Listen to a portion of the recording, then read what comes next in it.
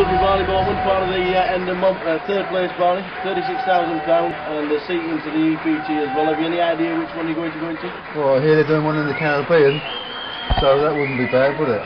No, not at all. How do you think the game went on the final table? I was very, very pleased overall. I was very pleased. It was a tough final, and I felt that overall I played pretty well. I went in there short stack. I had to play a bit tight at the beginning, and I had to lay down a couple of things that maybe on another day I wouldn't have laid down. But you know, I knew I had position on Roland. I knew I was going to get my chances. And when we got to free-handed, I had like half as many chips as the other guys, but I started to really push, and I was pretty much running over the pair of them, I think. I felt like it was going to take a cold deck to stop me, and really that's what happened. So in the end, I'm very, very disappointed that I didn't at least get to the heads up. You know, I thought that I had all the momentum free-handed, but you know, it changed so quickly.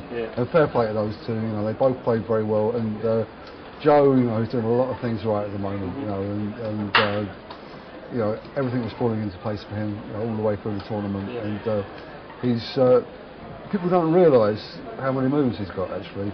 I don't know how he's got the pulls all over people's eyes. They still think he's just a rock, you know, and he gets away with stuff, you know. Now, you told me at one of the breaks earlier on that you had a little bit of inspiration before the play. Can you tell the guys why? Well, it was unbelievable.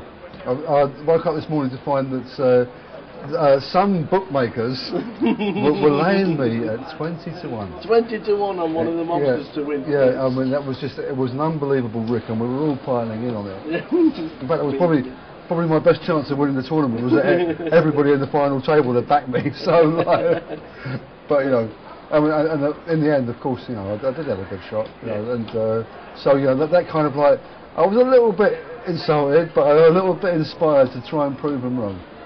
Well, third place is no mean feat.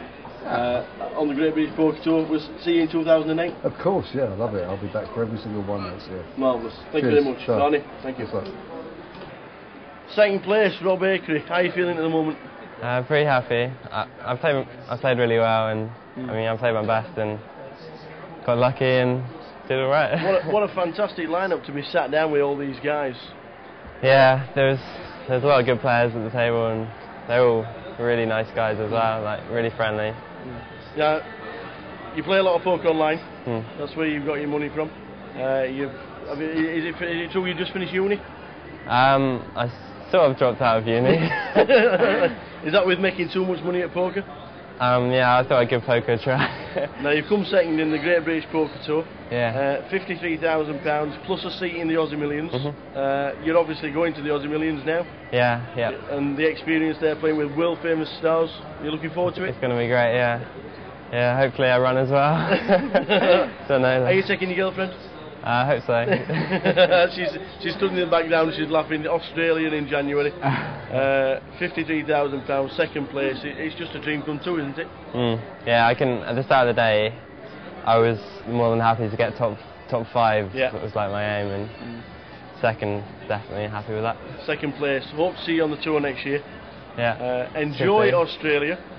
Will do. And enjoy spending the money more. Rob, thank pleasure. you. Cheers. Thanks for a great game. Thank you. Cheers. The first ever Great British Poker Tour at Bristol stood with the winner, Joe Beevers. Congratulations. Thanks, mate. Do you think your experience at the poker table helps in heads up?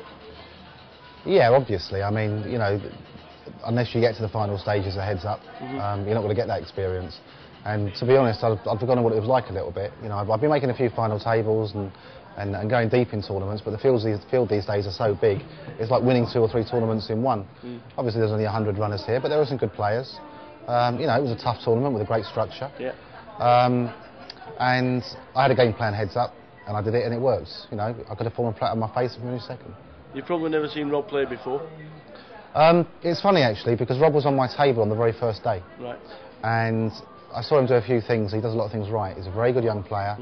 Obviously, he's a little bit lacking in experience. I looked in the head of my database yesterday, and he doesn't have any results in there. Well, obviously now he does. But he does a lot of things right. And sometimes, even knowing to do the right things, people don't have the convictions. But you know, he's a very good young player, and I think you'll see him at a lot more final tables in the future. Well, we've talked about in previous times how well the GBPT has been run, and you've supported it really well, and now you're champion. It must be a great feeling. It is a great feeling. It is a great feeling. Like I said before, when you asked me, I played like 4 of the events, and I went very deep in 2 of them. Yeah. Big chip leader in 2 of them.